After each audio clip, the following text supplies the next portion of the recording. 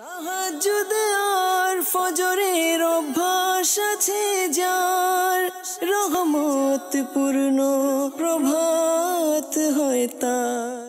আলহামদুলিল্লাহি রাব্বিল আলামিন ওয়া সালাতু ওয়াস সালামু আলা সাইয়্যিদিল মুরসালিন আম্মা বা'দু ফাউযু বিল্লাহি মিনাশ শাইতানির রাজীম বিসমিল্লাহির রহমানির রহিম আসসালাতু ওয়াস সালামু আলাইকা ইয়া রাসূলুল্লাহ ওয়া আলা আলিকা ওয়া আসহাবিকা ইয়া হাবিবাল্লাহ আসসালাতু ওয়াস সালামু আলাইকা ইয়া নবিয়াল্লাহ ওয়া আলা আলিকা ওয়া আসহাবিকা ইয়া নূরাল্লাহ।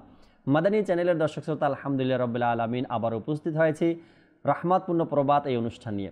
যেখান থেকে আমাদের অনুষ্ঠান দেখছেন, দূরে কিংবা কাছে, দেশে কিংবা প্রবাসে, সকল দর্শকে জানাই আন্তরিক মোবারকবাদ। নবী আকরাম সাল্লাল্লাহু তাআলা আলাইহি ওয়াসাল্লামের উপর দুরূদ শরীফ পাঠ করার অসংখ্য ফজিলত আর বরকতের কথা হাদিসে পাকের মধ্যে বর্ণিত রয়েছে। নবী আকরাম সাল্লাল্লাহু তাআলা আলাইহি ওয়াসাল্লাম ইরশাদ করেন, তোমরা যখন কোনো কিছু ভুলে যাও তবে আমার উপর দুরূদ শরীফ পাঠ করো, ইনশাআল্লাহ স্মরণে এসে যাবে। সাল্লু আলাল হাবিব সাল্লাল্লাহু তাআলা আলা মুহাম্মদ সাল্লাল্লাহু তাআলা আলাইহি ওয়াসাল্লাম। দর্শক শ্রোতা, রহমতপূর্ণ প্রবাদ অনুষ্ঠান আপনারা দেখে থাকেন সবসময়।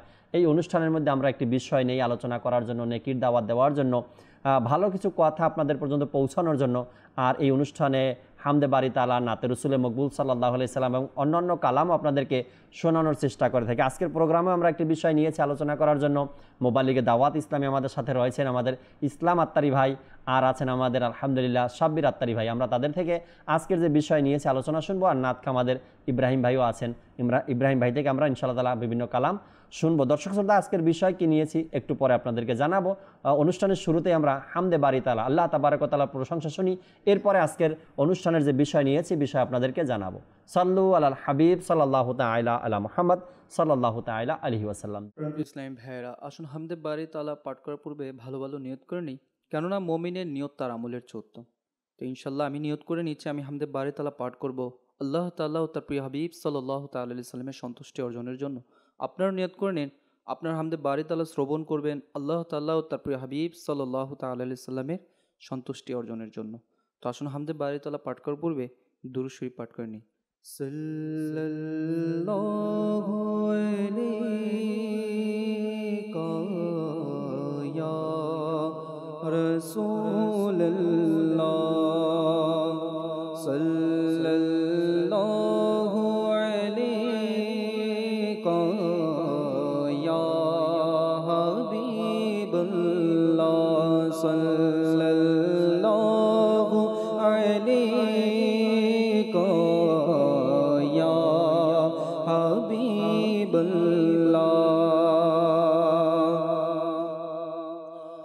বলি দুঃখ কারে গিয়ে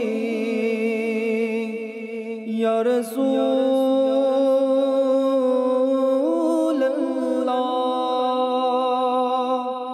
বলি দুঃখ কারে গিয়ে তুমি ছাড়া কে বুঝিবে, আমায় আপন করে নাও না, মদনী মদিনে ওয়ালে, সাল্লাল্লাহু আলাইকা ইয়া রাসূলুল্লাহ, সাল্লাল্লাহু আলাইকা ইয়া হাবিবাল্লাহ। আমার আগামী প্রজন্ম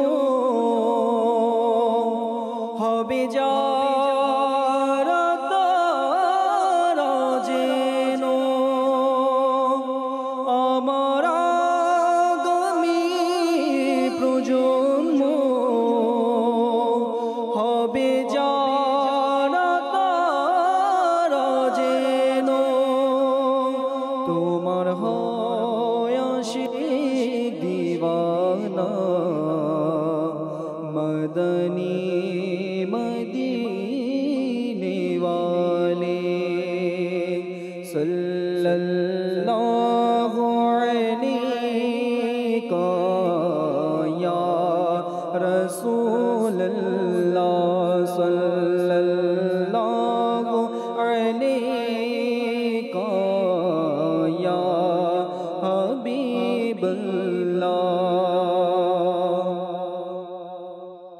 আল্লাহ আল্লাহ আল্লাহু লা ইলাহা ইল্লাহু আল্লাহ আল্লাহ আল্লাহু লা ইলাহা ইল্লাহু আল্লাহ আল্লাহ আল্লাহু আল্লাহ আল্লাহ আল্লাহু লা ইলাহা ইল্লাল্লাহ আল্লাহ আল্লাহ আল্লাহু লা ইলাহা ইল্লাহু আল্লাহ আল্লাহ আল্লাহু লা ইলাহা ইল্লাহু হাসবি রব্বি জাল্লাল্লাহ মা ফি কলবি গায়রুল্লাহ হাসবি রব্বি জাল্লাল্লাহ মা ফি কলবি গায়রুল্লাহ নূরে মুহাম্মদ সাল্লাল্লাহ নূরে মুহাম্মদ সাল্লাল্লাহ লা ইলাহা ইল্লাল্লাহ আল্লাহ আল্লাহ আল্লাহ লা ইলাহা ইল্লাল্লাহ আল্লাহ আল্লাহ আল্লাহ লা ইলাহা ইল্লাল্লাহ আল্লাহ আল্লাহ আল্লাহ আল্লাহ আল্লাহ আল্লাহ লা ইলাহা ইল্লাল্লাহ আল্লাহ আল্লাহ আল্লাহ লা ইলাহা ইল্লাল্লাহ। আল্লাহ সর্বশক্তিমান বান্দার প্রতি দয়াবান আল্লাহ সর্বশক্তিমান বান্দার প্রতি দয়াবান প্রিয় হাবিব করলেন দান প্রিয় হাবিব করলেন দান যিনি মানের ঈমান লা ইলাহা ইল্লাল্লাহ লা ইলাহা ইল্লাল্লাহ আল্লাহ আল্লাহ আল্লাহ লা ইলাহা ইল্লাল্লাহ আল্লাহ আল্লাহ আল্লাহ লা ইলাহা ইল্লাল্লাহ। আমরা গুনাহগার বান্দা ক্ষমা করে দাও খোদা ইয়া আল্লাহ ইয়া আল্লাহ ইয়া মওলা।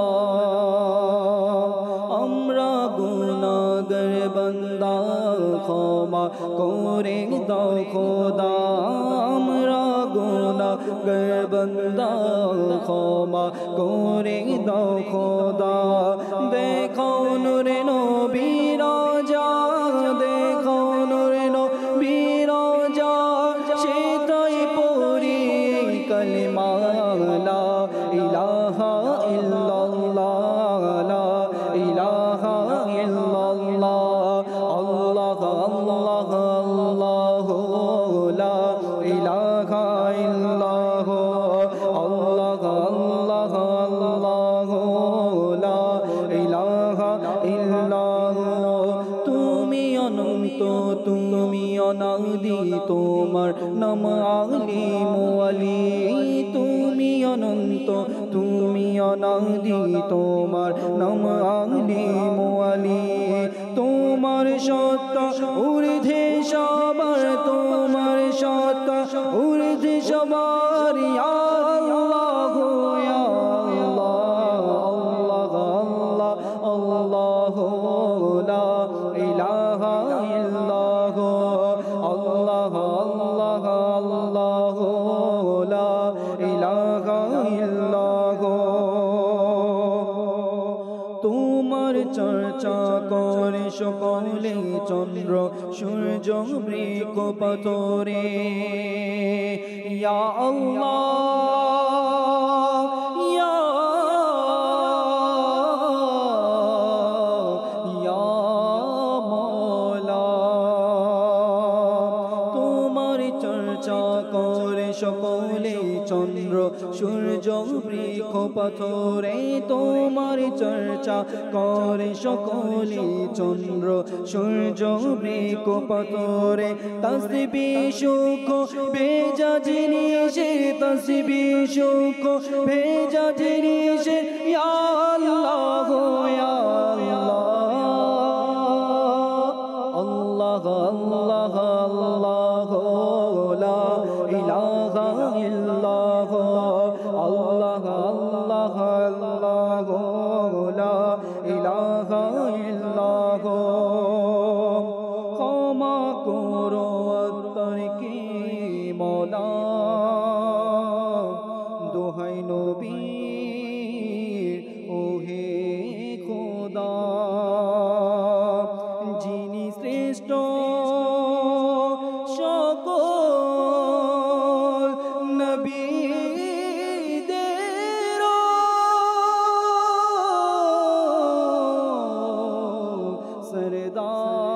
সরদার ইয়া আল্লাহ আল্লাহ আল্লাহ আল্লাহ লা ইলাহা ইল্লাল্লাহ আল্লাহ আল্লাহ আল্লাহ লা ইলাহা ইল্লাল্লাহ আল্লাহ আল্লাহ আল্লাহ লা ইলাহা ইল্লাল্লাহ মুহাম্মাদুর রাসূলুল্লাহ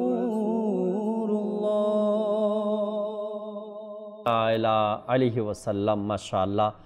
মাদানী চ্যানেলের দর্শক শ্রোতা, আমরা শুনছিলাম হামদে বারি তাআলা আমাদের ইব্রাহিম ভাই থেকে। ইনশাআল্লাহ তাআলা ইব্রাহিম ভাইকে আবার সময় দেব আমরা, তিনি আমাদেরকে নাতে রসুল মকবুল সাল্লাল্লাহু আলাইহি ওয়াসাল্লাম শোনাবেন এবং আপনাদের পক্ষ থেকে যে অনুরোধের কালাম আসে, অনুরোধ করেন আপনারা, সেই অনুরোধের কালামগুলো তিনি আমাদেরকে শোনাবেন। আজকের বিষয় আপনাদেরকে জানিয়ে দিচ্ছি, যদি আপনাদের কল করার থাকে এই বিষয় সম্পর্কে আমাদেরকে কল করতে পারেন। কোনো প্রশ্ন থাকলে তা আমাদেরকে কল বা SMS এর মাধ্যমে আপনারা জিজ্ঞাসা করতে পারেন। খুবই চমৎকার একটি বিষয় আমরা নিয়েছি।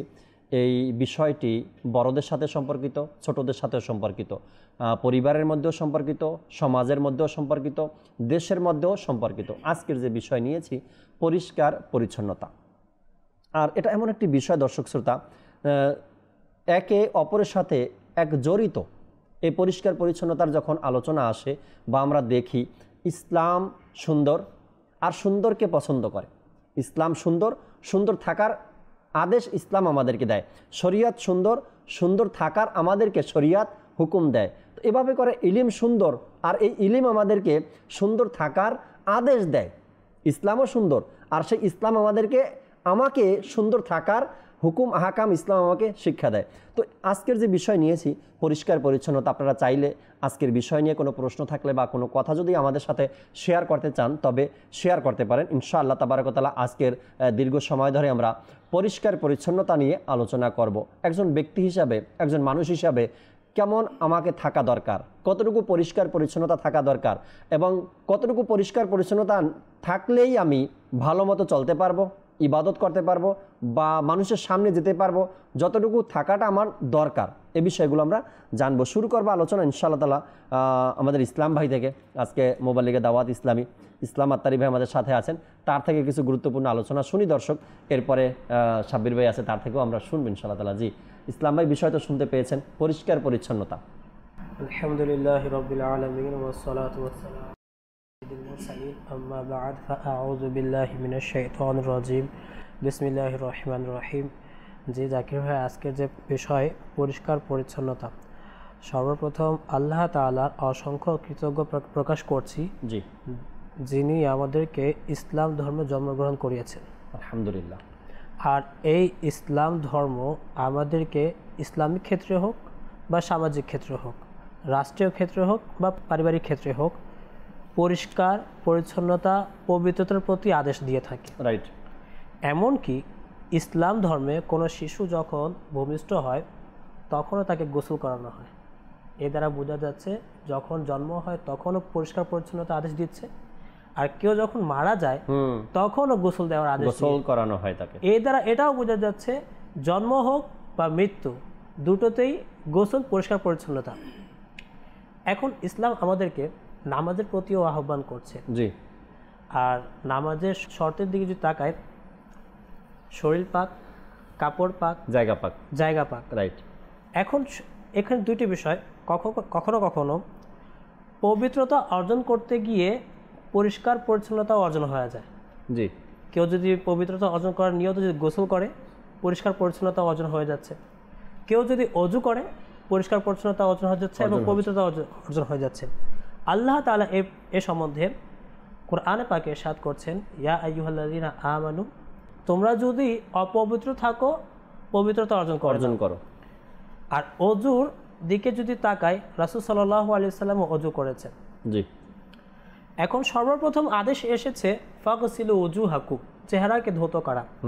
চেহারা ধৌত করার ক্ষেত্রে আমাদের কি কি চলে আসছে? মুখ। জি। এখন কারো যদি চোখ, মুখ, কারো যদি মুখ যদি অপরিষ্কার থাকে, সেই ক্ষেত্রে কি চলে এসেছে? মিসওয়াক করা। রাইট। ইসলামে এক তো হচ্ছে নামাজ, দ্বিতীয় হচ্ছে অজু। অজুর মধ্যে পরিষ্কার পরিচ্ছন্নতা, মুখ পরিষ্কার করা। এই সম্বন্ধে মুসনাদে ইমাম আহমদ বিন হাম্বল এর হাদিসে এসেছে, মা আয়েশা সিদ্দিকা রাদিয়াল্লাহু তাআলা থেকে বর্ণিত, রাসূল সাল্লাল্লাহু আলাইহি ওয়াসাল্লাম ইরশাদ করেছেন, মিসওয়াক হচ্ছে এমন একটি পবিত্র বস্তু যার মাধ্যমে মানুষ নিজের মুখকে পরিষ্কার পরিচ্ছন্ন করতে পারে এবং আল্লাহ তাআলার সন্তুষ্টি অর্জন করতে পারে। সুবহানাল্লাহ, সুবহানাল্লাহ। আচ্ছা, এটা গেল। এখন যদি চলে আসি শরীর পাক, কাপড় পাক। কাপড় পাকে যদি চলে আসি, কিতাবে এসেছে পরিষ্কার পরিচ্ছন্নতা, পবিত্রতা, কাপড় আল্লাহ তাআলা জিকির করে। আল্লাহ আল্লাহ আল্লাহ। এবার যদি চলে আসি যে জায়গা পাক, জায়গা পাক সম্বন্ধে এটা পরে যাব। হাদিসে এসেছে কেউ যদি বাসনকে চেটে খায় তাহলে সে বাসন তার জন্য মাগফিরাতের দোয়া করে। সুবহানাল্লাহ। এখন পরিষ্কার পরিচ্ছন্ন এক্ষেত্রে মুফতি আহমদ খান রাহমাতুল্লাহি তাআলা আলাইহি এই হাদিসের টিকায় বলেন যে চেটে খাওয়া দ্বারা উদ্দেশ্য হচ্ছে পরিষ্কার পরিচ্ছন্ন করে নেওয়া। এখন বাসন পরিষ্কার পরিচ্ছন্ন, বাসন তার জন্য মাগফিরাতের দোয়া করছে, তাহলে যে জায়গায় সে নামাজ পড়বে ওই জায়গা পরিষ্কার করলে সে তার মর্যাদা কেমন হবে? এরপর যদি চলে আসি মাওলা আলী রাদিয়াল্লাহু তাআলা থেকে বর্ণিত, এখন অজু হয়ে গেল, শরীর পাক হয়ে গেল, জায়গা পাক হয়ে গেল, কাপড় পাক হয়ে গেল। এখন আমাদের যদি পারিবারিক ক্ষেত্রে তাকাই, আমাদের বাসায় পরিষ্কার পরিচ্ছন্নতার ক্ষেত্রে অনেক জায়গায় মাকড়সার জাল হয়ে থাকে। মাওলানা আলী রাদিয়াল্লাহু তাআলা এর সম্বন্ধে ইরশাদ করছেন, এই মাকড়সার জাল যে বাসায় থাকে সে বাসায় অভাব অনটন আসে, অভাব চলে আসে। আচ্ছা, কেউ যদি চায় অভাব অনটন থেকে মুক্তি লাভ করা, সেজন্য সেটা পরিষ্কার করে। হাদিসে পাকে আরেক জায়গায় এসেছে, কেউ যদি এটি চায় যে তার জীবিকায় বরকত হোক, সেজন্য খাবারের পূর্বে হাত ধুয়ে নিক। আল্লাহ আল্লাহ। এই সব কিছু বিষয় কিন্তু পরিষ্কার পরিচ্ছন্নতার অংশ। সুবহানাল্লাহ। আচ্ছা, এরপর যদি চলে আসি রাসূল সাল্লাল্লাহু আলাইহি ওয়াসাল্লাম পরিষ্কার পরিচ্ছন্ন কিভাবে থাকতেন। রাসূল সাল্লাল্লাহু আলাইহি ওয়াসাল্লাম নিজে এমনকি প্রত্যেক নামাজের সময় ওযু করতেন। সুবহানাল্লাহ। আর এমনকি রাসূল সাল্লাল্লাহু আলাইহি ওয়াসাল্লাম সাথে সাথে সাহাবা একরাম পরিষ্কার পরিচ্ছন্নতার ক্ষেত্রে ওযু করতেন। রাসূল সাল্লাল্লাহু আলাইহি ওয়াসাল্লাম ইরশাদ করেন যে আত-তুহুরু শাতরুল ঈমান, পবিত্রতা হচ্ছে ঈমানের অঙ্গ। তো এর দ্বারা বোঝা যাচ্ছে কোরআন এবং হাদিস উভয়ে পবিত্রতা, পরিচ্ছন্নতা, পরিষ্কার পরিচ্ছন্নতার আদেশ দেওয়া হচ্ছে। Right right right right. Madani চ্যানেলের দর্শক শ্রোতা, দুইটি বিষয় এখানে, একটা হলো পবিত্রতা আর একটা হলো পরিষ্কার পরিচ্ছন্নতা। দুইটা কিন্তু আলাদা আলাদা বিষয়।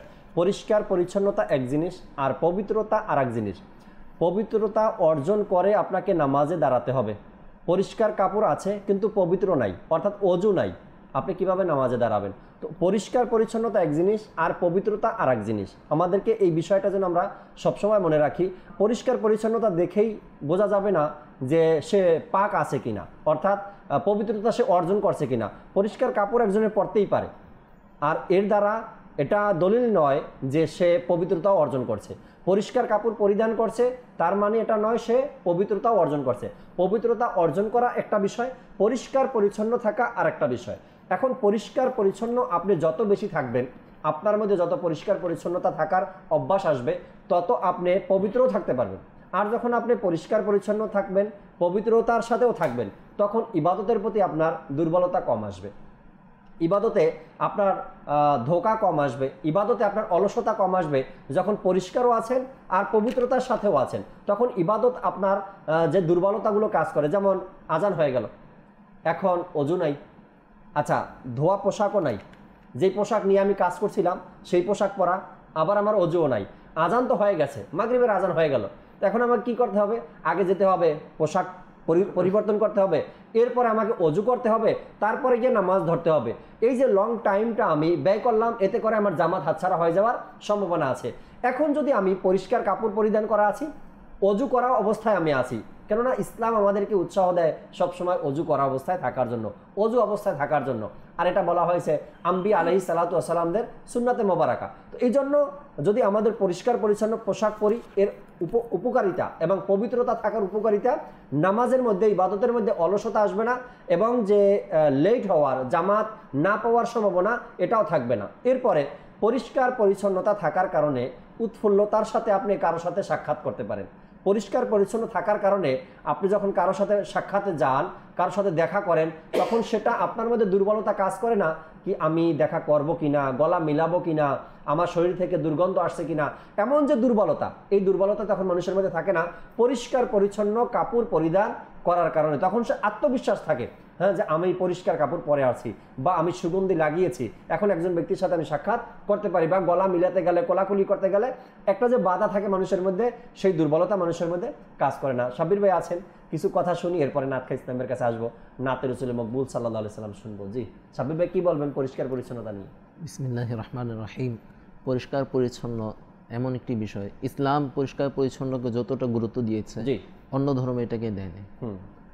এবং যদি দিন ইসলামের দ্বিতীয় নাম যদি জিজ্ঞাসা করা হয়, তাহলে বলা হবে এটা পবিত্র ধর্ম, অর্থাৎ পরিষ্কার পরিচ্ছন্ন। জি জি। আমরা সবাই জানি কোরআনে কারীমের প্রথম আয়াত নাজিল হয়েছে ইকরা বিসমি রাব্বিকাল্লাযী খলাক। সবাই বলি যারা মাযহাবী জ্ঞান রাখেন তারা এটাই বলেন যে ইকরা, ইলমের বিষয় জিজ্ঞাসা করা হয়েছে।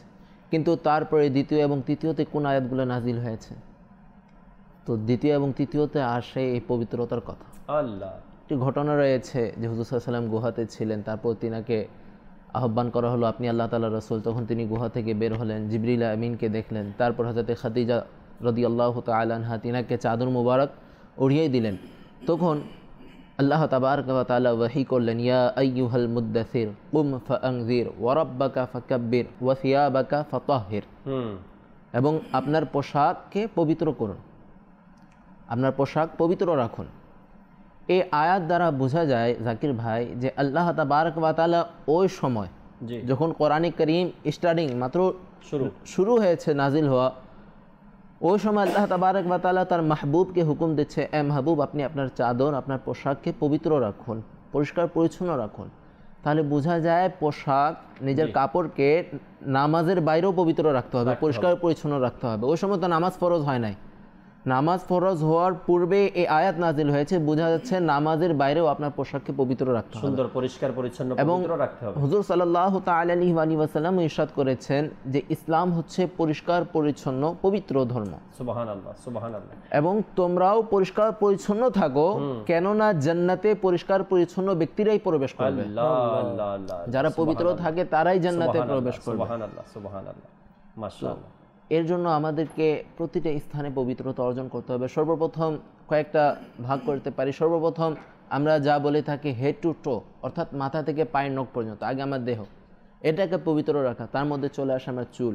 হুজুর সাল্লাল্লাহু তাআলা আলাইহি ওয়াসাল্লাম ইরশাদ করেছেন তোমরা চুলকে সম্মান করো। সাহাবায়ে কেরাম জিজ্ঞাসা করলে, ইয়া রাসূলুল্লাহ সাল্লাল্লাহু তাআলা আলাইহি ওয়াসাল্লাম চুলকে কিভাবে সম্মান করব? চুলকেও সম্মান করা হয়? বললে, হ্যাঁ, তোমরা যখন বাবরি রেখেছো, চুল রেখেছো, তাহলে চুলের মধ্যে তেল লাগাও, চুলকে চুল আছড়াও, এইভাবে। আপনার দাড়ি আছে, দাড়িতে তেল লাগান, চোখে সুরমা লাগান, ঠিক আছে? আপনার শরীরকে পবিত্র রাখুন। তারপর নখের বিষয় আছে। হযরত আহমদ ইয়ার খান নাঈমি রাহমাতুল্লাহি তাআলা আলাইহি বলেন, নখের মধ্যে এমন জীবাণু থাকে, বিষাক্ত জীবাণু, যা আমাদের তরকারিতে বা পানিতে যদি আমাদের নখ পতিত হয় এবং ওই পানি, ওই খাবার যদি আমরা খাই, তাহলে আমাদের শারীরিকভাবে অনেকগুলো রোগ সৃষ্টি হওয়ার সম্ভাবনা থাকে। রাইট, ডাক্তারও নিষেধ করেন এ কারণে যে নখ বড় রাখা, নখের মধ্যে ময়লা ঢুকে যাওয়া, এটা তো অপরিষ্কার। পরিষ্কারের বিপরীত না, অপরিষ্কার। একজন মানুষের নখ বড়, নখের মধ্যে ময়লা জমে আছে, খাবার খেতে বসলো, সেখান থেকে একটু একটু করে খাবারের সাথে তার পেটে গেল, এরপরে পেট খারাপ হলো বা অন্য কোনো রোগও সৃষ্টি হতে পারে। ফয়জানে সুন্নাতের মধ্যে একটি ঘটনা, খুবই চমৎকার একটি ঘটনা এসেছে এ ব্যাপারে। আর ইসলাম ভাইও বললেন যে ইসলাম আমাদেরকে শিক্ষা দেয় খাবার খাওয়ার পূর্বে পরিষ্কার হয়ে নেওয়া, অর্থাৎ হাত ভালো করে ধুয়ে নেওয়া। আর ঘটনাটি ফয়জানে সুন্নাতের মধ্যেও আসছে, একজন গাড়ির ড্রাইভার, তিনি গাড়ি কোথাও ব্রেক করলো নাস্তা পানি করার জন্য বা খাবার খাওয়ার জন্য। তো ড্রাইভারদের একটা অভ্যাস, এটা হোক গাড়ি বড় হোক গাড়ি ছোট, যে কোনো গাড়ি ড্রাইভারদের অভ্যাস গাড়ি ব্রেক করার পরে আগে নিজের গাড়ির চাকার দিকে তাকাবে বা সিটের দিকে তাকাবে, বা একটু বড় গাড়ি হলে পিছন থেকে ঘুরে আসবে গাড়ির কোনো ক্ষতি, গাড়ি কোনো নষ্ট, গাড়ির কোনো ডিস্টার্ব হলো কিনা। আর বিশেষ করে যারা ড্রাইভার থাকে তাদের অভ্যাস চাকার উপরে টোকা মারা, এটাকে চাকায় হাওয়া আছে কিনা, ভালো মতো চলতে পারবে কিনা, বাকি রাস্তা চেক করে। তো ওই ড্রাইভার গাড়ি থেকে নেমে যখন চাকার উপরে হাত দিয়ে চাপ দিয়ে দেখলো কি নরম হচ্ছে কিনা বা শক্ত আছে কিনা, এটা তারা হাত দিলে বুঝে হাওয়া আছে কিনা চাকায়। তো এটা করেই সে হোটেলে খাবার খেতে ঢুকলো, যেমন হাত ছিল অপরিষ্কার, ধোয়নি, তো এভাবে তিনি বসে গেলেন। দুঃখজনকভাবে সে খাবার তো খেয়েছেন, খাবার খাওয়ার পরে যখন বের হয়েছে তো সে মারা গেল। হোটেলে খাবার খেলো আর খাবার খাওয়ার পরে মারা গেল, এটার কারণটা কি? কারণ খুঁজতে গিয়ে দেখা গেছে ওই ব্যক্তি যখন গাড়ি থামালো সেখানে, আর গাড়ির চাকা যখন সে চেক করছিল, ওই চাকার নিচে পিছনের রাস্তাতে, অর্থাৎ যেদিক থেকে সে আসছে, এই ব্রেক করার আগেই এক জায়গাতে তার চাকার নিচে সাপ পড়ছিল, আর ওই সাপের বিষ চাকায় লেগেছিল। সে যখন হাত দিয়ে চাকা দেখলো ওই সময় ওই বিষ তার হাতে লেগে গেছে, আর হাত না ধোয়ার কারণে ওই বিষ তার পেটে চলে গেছে। বিষযুক্ত হাত আর কি, হাত ধৌত করা বেতু খেয়ে নিল। হ্যাঁ, খাওয়ার পরে তখন ওই বিষ তার পেটে চলে গেল, আর এই রোগে আক্রান্ত হয়ে সে মারা গেল। এমন জানি না কত ঘটনা আমার সমাজের মধ্যে, আমার দেশের মধ্যে ঘটছে, পরিষ্কার না হয়ে অপরিষ্কার অবস্থায় হাতে ময়লা নিয়ে, নখের মধ্যে ময়লা নিয়ে এরপর খাবার খেতে বসা, এরপরে সেই খাবার পেটে যাওয়া এবং সেই ময়লাগুলো পেটে যাওয়া, পেট খারাপ হওয়া, হয়তো বা আপনার সন্তানেরও হয়। এখানে একটি মেসেজ দিব দর্শককে, সতর্কতামূলক। আমার ঘরের ছোট বাচ্চারা যারা 5 বছর, 6 বছর, 7 বছর, এই সকল বাচ্চাদেরকে আমরা নিজ হাতে খাওয়ার অভ্যাস গড়ে তুলি, অর্থাৎ বাচ্চাকে বলি যে তোমার খাবার তুমি খাও। এখানে অসতর্কতার কারণে বাচ্চা হাত ধুয়ে খেলো কিনা এটাও দেখি না আমরা, এবং খাবারের পরে সন্তান হাত ধুলো কিনা এটাও আমরা দেখি না। আমরা যদি খাবার খাওয়ার পরে সন্তানকে হাত ধোয়ার ব্যাপারে অভ্যস্ত না করি, এই পরিষ্কারের ব্যাপারে অভ্যস্ত না করি, দুর্ঘটনা আর ক্ষতি কোথায় হয়? এই সন্তানটা যখন রাতে খাবার খেলো তরকারি দিয়ে, ভালো মতো হাত না ধোয়ার কারণে নখের কোনায় কোনায় হলুদ হয়ে থাকে বা তরকারির ঝোল লেগে থাকে। এই বাচ্চাটা যখন রাত্রে ঘুমায় তো তেলাপোকা বা অন্য কোনো বিষাক্ত পোকা এসে ওই হাতে যে ঘ্রাণ লেগে থাকে, ভালো করে না ধোয়ার কারণে তরকারির ঘ্রাণটা এখানে লেগে থাকে এবং হলুদের কিছু অংশ লেগে থাকে, তরকারির ঝোলের কিছু অংশ লেগে থাকে। যখন বিষাক্ত কোনো পোকা বা তেলাপোকা ওই ঘ্রাণটা পায় তখন গিয়ে ওই বাচ্চার হাতের নখের মধ্যে কামড় দেয়। এই বিষয়টা হয়তো বা প্রত্যেকটা ঘরের বড় যারা আছেন আপনারা দেখেছেন বা অনুভব করেছেন যে হাতের কোনা খাওয়া দেখা যায় বা কামড় দেওয়া দেখা যায়। রাত্রে যদিও আলাপ না পায় কিন্তু দিনের বেলাটা দেখতে পান আপনারা। কেন হয়? এই কারণে হয়। তো পরিষ্কার পরিচ্ছন্নতা এর কোনো শেষ নেই। আমরা নিজের ঘরে, ব্যক্তি জীবনে সন্তানদেরকে পরিষ্কার পরিচ্ছন্নতার ব্যাপারে উৎসাহ প্রদান করি। আমাদের সময় হয়ে গেছে। নাতে রসুল মকবুল সাল্লাল্লাহু আলাইহি সাল্লাম শুনবো আমরা ইব্রাহিম ভাই থেকে। এরপর ইনশাআল্লাহ তাআলা দর্শক আপনাদের কল আছে, কলও শুনবো। আজকের বিষয় নিয়ে আরও আলোচনা বাকি আছে, আলোচনাগুলো শুনবেন ইনশাআল্লাহ তাআলা।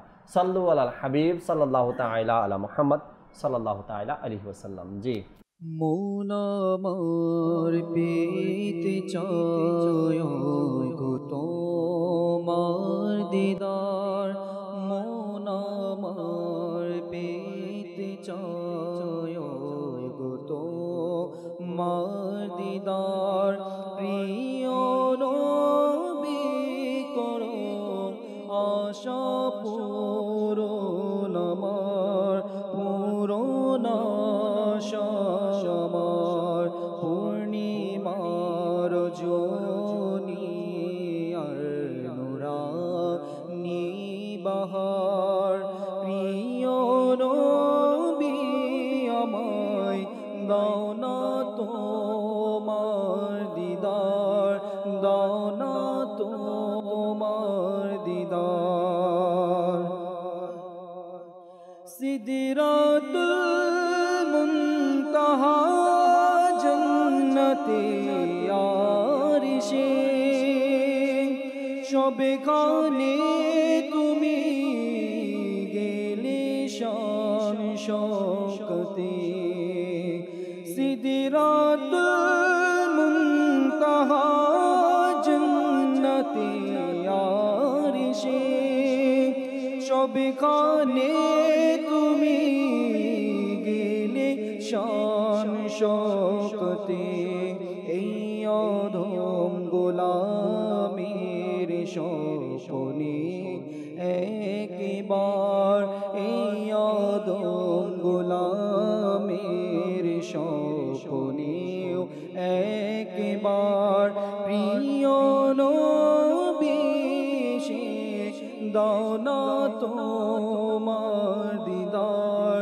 দাও না তোমার দিদার মন আমার পেতে চায় গো তোমার দিদার মন আমার পেতে চায় গো তোমার দিদার প্রিয় নবী করো পূরণ আশা আমার পূরণ আশা আমার ভাগ্য আমার খুবই সুপ্রসন্ন হবে থাকিবে ছবি তোমার সদা এই অন্তরে ভাগ্য আমার খুবই সুপ্রসন্ন হবে থাকিবে ছবি তোমার সদা এই অন্তরে এই অধম পাপীকে যদি তুমি একবার প্রিয় নবী দাও না তোমার দিদার দাও না তোমার দিদার মন আমার পেতে চায় গো তোমার দিদার প্রিয় নবী দাও না তোমার দিদার দাও না তোমার দিদার মৃত্যু সজ্জায় আছে ওদম গোলাম তোমার চেহারা তোমার দেখতে বেকুল মন যেতার মৃত্যু সজ্জায় আছে ওদম গোলাম তোমার চেহারা তোমার দেখতে বেকুল মন যেতার যেন নিভে না যায় প্রদীপ জীবনেরই তার যেন নিভে না যায় প্রদীপ জীবনেরই তার প্রিয় নবী দাও না তোমার দিদার দাও না তোমার দিদার মন আমার পেতে চায় গো তোমার দিদার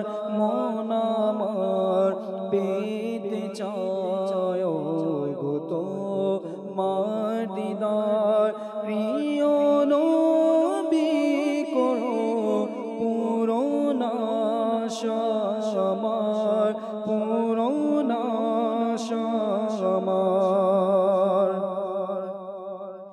নির্জন জায়গায় কবর রাতেরি আধার কাফন পরিহিত আছে অধম গোলাম তোমার নির্জন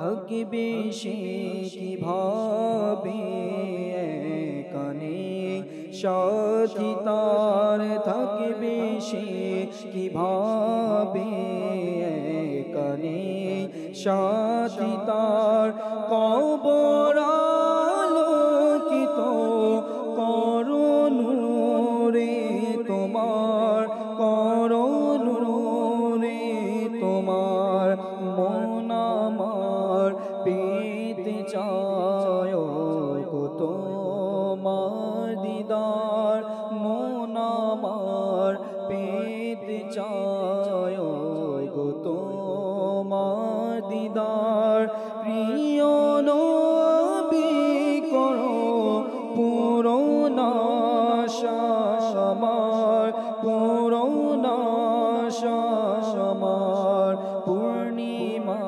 রজনী আর নুরানি বহার প্রিয় নবী আমায় দাও না তোমার দিদার দাও না তোমার দিদার প্রিয় নবী তুমি আমায় দাও না দিদার দাও না তোমার দিদার। সুবহানাল্লাহ। দর্শক শ্রোতা, কালাম শুনছিলাম, দাও না দিদার প্রিয় নবী তোমার। আচ্ছা, আলোচনাও শুনছি আমরা পরিষ্কার পরিচ্ছন্নতা নিয়ে, আর কালামও শুনতেছিলাম প্রিয় নবীর দিদার চেয়ে আমরা কালাম শুনতেছিলাম। তো একবার চিন্তা করে দেখি তো, আমি এখন যে অপরিষ্কার থাকি, পরিষ্কার পরিচ্ছন্নতার জেহেন আমার মধ্যে নেই, বা সেই মন মানসিকতা আমার মধ্যে নেই, আমি যেই অবস্থায় আছি, যে অপরিষ্কার অবস্থায় আছি, আপনার কি মনে হয় দয়ালু নবী সাল্লাল্লাহু আলাইহি সাল্লাম এই অপরিষ্কার অবস্থায় আমি দিদার চাচ্ছি? কি বলে আপনার বিবেক কি বলে? আচ্ছা, এক তো হলো নবী পাক সাল্লাল্লাহু আলাইহি সাল্লামের দিদার লাভ করা, আর একটা হলো যদি আমার নবীর ডাক আসে তবে মদিনাতুল মুনাওয়ারাতে যাওয়া। একবার ভাবেন তো, এই অভ্যাস যদি আপনার মধ্যে থাকে, অপরিষ্কার থাকা, দুর্গন্ধযুক্ত অবস্থায় থাকা, কাপড় ময়লা নিয়ে থাকা, বা হোক বা মুখে দুর্গন্ধ থাকা, আর এই অবস্থায় যদি আপনার ডাক আসে, এই অবস্থায় কি আপনি যাবেন মদিনাতে? ওই সরকার সাল্লাল্লাহু আলাইহি সাল্লামের দরবারে উপস্থিত হবেন এই অবস্থাতে? পরিষ্কার একটু পরিবর্তন নিয়ে আসি নিজের মধ্যে। কেননা আজ আমরা মসজিদে যাই, আল্লাহর ঘর একটা সম্মানের জায়গা, পৃথিবীর মধ্যে সবচাইতে উত্তম জায়গা মসজিদ বলা হয়েছে, সেখানে যাই, কিন্তু পারি না একটু পরিবর্তন হয়ে যেতে, পরিষ্কার পরিচ্ছন্নতার সাথে যেতে সেখানে। আচ্ছা, বিভিন্ন আউলিয়া কেরামের মাজারে যাই, সেটাও পবিত্র স্থান। একদিন এভাবে করে করে হয়তো একদিন মদিনাতুল মুনাওয়ারাতে হেরেম শরীফে আমাদের সফর হবে, কি সেখানেও কি এইভাবেই যাব? এই কাপড় নিয়ে যাব, এইভাবে যেমন আছি অপরিষ্কার যেমন থাকি সবসময় এমনই যাব? একটু পরিবর্তন করে নেই, এই আশায়, এই নিয়তে আল্লাহ চাই একদিন ইনশাআল্লাহ তাবারক ওয়া তাআলা হেরেমের জিয়ারত হবে আর মদিনার জিয়ারত হবে। আল্লাহ তাবারক ওয়া তাআলা কবুল করে নিক। দর্শকের কিছু কল আছে আমাদের সাথে, কলগুলো আমরা শুনি। জি, কল শুনিয়ে দিন। আমি মোহাম্মদ হাসানুজ্জামান বলছিলাম, ঢাকা জেলা সাভার থানা। আমি তো এই চ্যানেলটা দেখি, অনেক ভালো লাগে। আস্তে আস্তে যতদিন দেখি অতই ভালো লাগে আপনাদের এই চ্যানেল। এখন দেখতেছি বর্তমান, এখন রহমতপূর্ণ প্রভাবটা দেখতেছি, ভালো লাগতেছে। আল্লাহ তাআলা কবুল করে নিক, এভাবে করে সাথে থাকবেন আশা রাখি ইনশাআল্লাহ তাবারক ওয়া তাআলা। অনুষ্ঠানও দেখবেন আর অনেক কিছু আরও শিখতে পারবেন। মাত্র দেখা শুরু করছেন, সম্ভবত আপনি যতই দেখেন তত ভালো লাগে, আরও দেখবেন, প্রতিদিন দেখবেন, এতে করে ইনশাআল্লাহ তাআলা অনেক কিছু শিখতে পারবেন, অনেক ইলমে দিনও অর্জন হবে আমাদের ইনশাআল্লাহ। পরবর্তী কল দেন। আমার নাম রিয়ামণি, আমি কক্সবাজার থেকে বলছি। আমি একটু কালাম শুনতে চাই, আর পিয়ানোয় পয়সা নাই। মাশাআল্লাহ, ইব্রাহিম ভাই আছেন, যদি সম্ভব হয় চট্টগ্রামের ভাষায় কালাম শোনাবেন ইনশাআল্লাহ তাআলা। পরবর্তী কল দেন। আমি দিনাজপুর থেকে বলতেছি, বন্দর থানা শহীদুল ইসলাম। আমি তো অনুষ্ঠানটা দেখতেছি, একটা আমি গজল শুনতে চাচ্ছি। প্রিয় নবীর কুকিল আমি, মদিনায় আমার বাগান। আচ্ছা আচ্ছা, প্রিয় নবীর কুকিল আমি, মদিনায় আমার বাগান, শোনাবো আপনাকেও কালাম শোনাবো ইনশাআল্লাহ তাবারক ওয়া তাআলা। পরবর্তী কল। আমি রাঙামাটি থেকে বলতেছি, মোহাম্মদ সাদ্দাম হোসেন। অনুষ্ঠান দেখতেছি, খুব ভালো লাগতেছে, অনেক কিছু শিখতেছি, বুঝতেছি। তো দেখে আমি আগে তো নামাজ পড়তাম না, ইনশাআল্লাহ নামাজ ধরছি, নামাজ পড়তেছি। মদিনা মদিনা, আল্লাহ তাবারক ওয়া তাআলা কবুল করে নিক। আপনার মতো অসংখ্য যুবক মাদানী চ্যানেল দেখে পরিবর্তন হয়েছে, আল্লাহ চাই ইনশাআল্লাহ তাআলা আরও হতেই থাকবে আল্লাহর দয়া ইনশাআল্লাহ তাবারাক ওয়া তাআলা। আপনিও নেকির দাওয়া দিতে থাকুন মানুষকে মাদানী চ্যানেল দেখার ব্যাপারে। পরবর্তী কল দেন। হবিগঞ্জ থেকে বাহু বলছিলাম। আমার নাম মোহাম্মদ হামিদ ফৈজুর। আমি আপনাদের লাইভ দেখছিলাম। আমি একটা গজল শুনতে চাচ্ছিলাম, প্রিয় মদিনা দূরে যাব কেমন করে। মাশাআল্লাহ, এই কালামও শোনাবো আপনাকে, তবে সাথে থাকতে হবে ইনশাআল্লাহ তাআলা। পরবর্তী কল। আমার নাম মোহাম্মদ তৌফিক, আমি গাজীপুর হারিগিন থেকে বলছি। চ্যানেলটা অনেক সুন্দর, যে আলোচনা হয় ভালো হয়, আমার কাছে অনেক অনেক সুন্দর লাগে, কারণ আমি রাত দিন সবসময় শুনি। মাশাআল্লাহ, আল্লাহ তাআলা কবুল করেন। আপনাদের কিছু অভিমত ছিল, কিছু কালামের অনুরোধ ছিল, যারাই কল করে আমাদের সাথে আছেন আপনাদের শুকরিয়া আদায় করছি, সঙ্গে থাকার জন্য ধন্যবাদ। এভাবে করে ইনশাআল্লাহ তাআলা আমরা মাদানী চ্যানেল দেখবো, মাদানী চ্যানেল থেকে শিখবো, জানবো, অপরকে জানাবো, নেকির দাওয়াত দিব, নিজের পরিবার পরিজনকে জানাবো, অন্যান্যদেরকে জানাবো। আমরা যা শিখি তা অপরকে শিখাবো ইনশাআল্লাহ তাআলা। যারা কালাম শোনার জন্য অনুরোধ করেছেন একটু পরে আপনাদেরকে শোনাবো ইনশাআল্লাহ তাআলা। ইব্রাহিম ভাই আমাদের সাথেই আছেন অনুষ্ঠানের শেষ পর্যন্ত, কালাম তিনি শোনাবেন আমাদেরকে। ইসলাম ভাইয়ের কাছে আসি। ইসলাম ভাই, আজকের যে বিষয় পরিষ্কার পরিচ্ছন্নতা নিয়ে আলোচনা শুনছিলাম, করছিলাম, আরও কিছু মাদানী ফুল দর্শকের উদ্দেশ্যে। আসলে জাকির ভাই, পরিষ্কার পরিচ্ছন্নতা প্রত্যেক মানুষের অভ্যাসে বিদ্যমান। জি জি, হোক সে থাকতে পারছে না কিন্তু অভ্যাসে বিদ্যমান। তো কোনো না কোনো এমন কোনো ব্যক্তি নেই জগতে যে পরিষ্কার পরিচ্ছন্নতাকে পছন্দ করে না। প্রত্যেকে চায় যে পরিষ্কার পরিচ্ছন্নতা। এমনকি স্বয়ং আল্লাহ তাআলাও পরিষ্কার পরিচ্ছন্ন ব্যক্তিকে ভালোবাসেন। একটি হাদিসে এসেছে, রাসূল সাল্লাল্লাহু আলাইহি ওয়াসাল্লাম ইরশাদ করেন, আল্লাহ তাআলা দয়ালু, দয়াবান, দয়াকে পছন্দ করেন। মাশাআল্লাহ। এবং আল্লাহ তাআলা পবিত্র, তাই পবিত্রতা এবং পরিচ্ছন্নকে পছন্দ করেন। রাইট। এখন কিছুক্ষণ পূর্বে জাকির ভাই আপনিও আলোচনা করছিলেন যে আমাদের পরিবারে দেখা যায় যে আমরা তো হাত ধুই না খাবারের পূর্বে, পরিষ্কার পরিচ্ছন্নতা অর্জন করি না, যার কারণে আমাদের পরবর্তী যে প্রজন্ম থাকে তাদের উপর প্রভাব পড়ে। জি, এখানে একটি কথা বলতে চাই জাকির ভাই, পরিষ্কার পরিচ্ছন্ন সংস্পর্শ পরিষ্কার পরিচ্ছন্ন করে দেয়। রাইট। যেমনভাবে সায়েন্টিফিকলির দিকে তাকায়, ডাক্তার পরামর্শ এটা বলে যে যখন চোখে কোনো ধূলিকণা চলে যায় আপনি পরিষ্কার পরিচ্ছন্ন পানি দিবেন চোখে। কেন বলে? সেই পরিষ্কার পরিচ্ছন্ন পানি আপনার চোখকেও পরিষ্কার করে দিবে। এখন পরিষ্কার পরিচ্ছন্ন পানি যদি চোখকে পরিষ্কার করে দিতে পারে, একটা পরিষ্কার পরিচ্ছন্ন সংস্পর্শ কেন অন্যকে পরিচ্ছন্ন করবে না? এরপর আমাদের সাব্বির ভাই একটা কথা বলছিলেন নখ সম্বন্ধে, নখ কাটা সম্বন্ধে। আমাদের ইসলাম ধর্ম নখ কাটা সম্বন্ধে উৎসাহ প্রদান করতে গিয়ে একদিকে তো এমনভাবে বর্ণনা এসেছে, কেউ যদি শুক্রবারে নখ কাটে, এই শুক্রবার থেকে নিয়ে আগামী শুক্রবার এবং প্লাস 3 দিন, টোটাল 10 দিন পর্যন্ত সে বিপদ আপদ থেকে রক্ষা থাকবে। এখন পরিষ্কার পরিচ্ছন্নতার ক্ষেত্রে রিলেটেডই কিছু, কেউ যদি চায় আমি ব্যক্তিগতভাবে সুস্থ থাকতে, কেউ যদি চায় যে আমার পরিবার পরিজন সুস্থ থাকে, সে যদি এই কিছু স্ট্রাকচার আছে পরিষ্কার পরিচ্ছন্নের ক্ষেত্রে, এটা যদি অবলম্বন করে ইনশাল্লাহ পরিষ্কার পরিচ্ছন্নের ক্ষেত্রে সে সুস্থ থাকবে। এক তো হচ্ছে কেউ যদি চায় আমি ব্যক্তিগতভাবে সুস্থ থাকি, জি, সে যেন দৈহিক পরিচ্ছন্নতা অবলম্বন করে, তার দাঁত, নখ, হাত, মুখ, পোশাক। মোট কথা হচ্ছে চুল থেকে নিয়ে পা পর্যন্ত প্রত্যেকটি জিনিস পরিষ্কার পরিচ্ছন্নতা। দ্বিতীয় হচ্ছে বাসগৃহ, যেখানে আমরা থাকছি।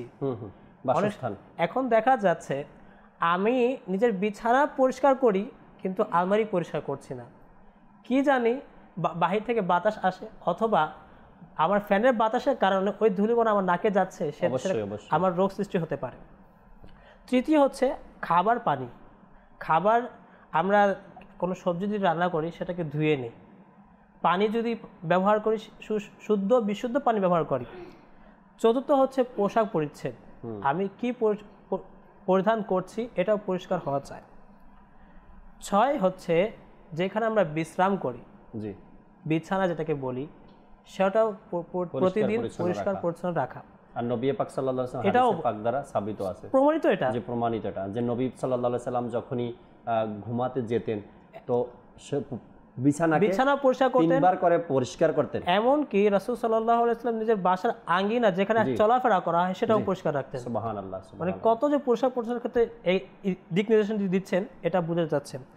এখন কেউ যদি চায় যে আমি সুস্থ থাকি সে যেন নিজের ঘরের পাতিল যেটা থাকে আসবাবপত্র যেটা রান্না করা হয় সেটাও কি করতে হবে, পরিষ্কার করতে।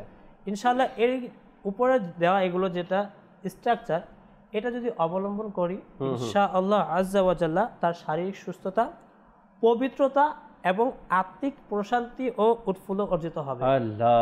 এটা হচ্ছে কি পারিবারিক এবং ব্যক্তিগতভাবে। এখন যদি সামাজিক সুস্থতার দিকে যদি তাকাই, আমাদের রাস্তাঘাটে কত ময়লা আবর্জনা ফেলা থাকে, কারণটা কি? আমি নিজের বাসায় ময়লা আবর্জনা বের করে কোথায় ফেলাচ্ছি? ডাস্টবিনে তো আর ফেলাচ্ছি না। অনেক সময় দেখা যায় কয়েকজন আছে যে ডাস্টবিনে ফেলাচ্ছে, কিন্তু অনেক সময় অনেক কাউকে দেখা যায় ময়লা আবর্জনা কি করে, জানা থেকে বের করে রাস্তার পাশে ফেলে দিচ্ছে। এমন দেখা যায় যে ময়লা পানি রাস্তায় ফেলে দেওয়া হয়। এর কারণে কি হয়, ময়লা পানি যদি জমে গেলে ডেঙ্গু মশা জন্মায়, আর এটার ফলে মানুষ কি হয়, রোগে আক্রান্ত হয়। রাইট, অনেক মানুষের ক্ষতি হয়। দেখেন যেটা আপনি তুলে ধরলেন না কি, ঘরের ময়লাগুলো এগুলো আমরা কি করি, পলিথিনের মধ্যে জড়ো করি, এরপরে ঘর থেকে যখন বের হলাম বিশেষ করে এলাকার মধ্যে কারেন্টের পিলার যেগুলো আছে এর গোড়াতে নিয়ে রেখে দেই। আমার দেখা দেখি আরেকজন এসে রেখে দিল। আচ্ছা, এখান থেকে তো আপনার সন্তানও যাতায়াত করে, আপনার সন্তান মাদ্রাসা স্কুলে তো এই রাস্তা দিয়ে যাতায়াত করে।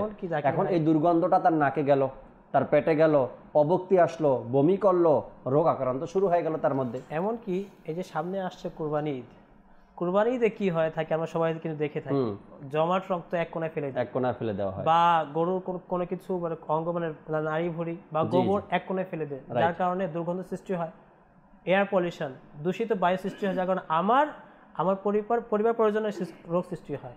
এর প্রতি আমাদেরকে কি করতে হবে, খেয়াল রাখতে হবে যে সামনে আসছে কুরবানি ঈদ, আমি যে কুরবানি দিচ্ছি আমার নিজ দায়িত্বে পরিষ্কার করে, আমি তো আল্লাহ তাআলার সন্তুষ্টি অর্জনের কুরবানি দিচ্ছি, এমন না হয় যে আমার প্রতিবেশী কষ্ট পায়। এটার প্রতি আমাদের খেয়াল রাখা উচিত না হয়। বলা হয়েছে প্রকৃত ঈমানদার হওয়ার জন্য পবিত্রতা ও পরিচ্ছন্নতা অপরিহার্য। প্রকৃত ঈমানদার হওয়ার জন্য পবিত্রতা এবং পরিচ্ছন্নতা অপরিহার্য। এরপরে বলা হয়েছে ইসলামে পবিত্রতা ও পরিচ্ছন্নতার অবস্থান ঈমানের সঙ্গে। হাদিস শরীফের মধ্যে পবিত্রতাকে ঈমানের অর্ধাংশ বলা হয়েছে।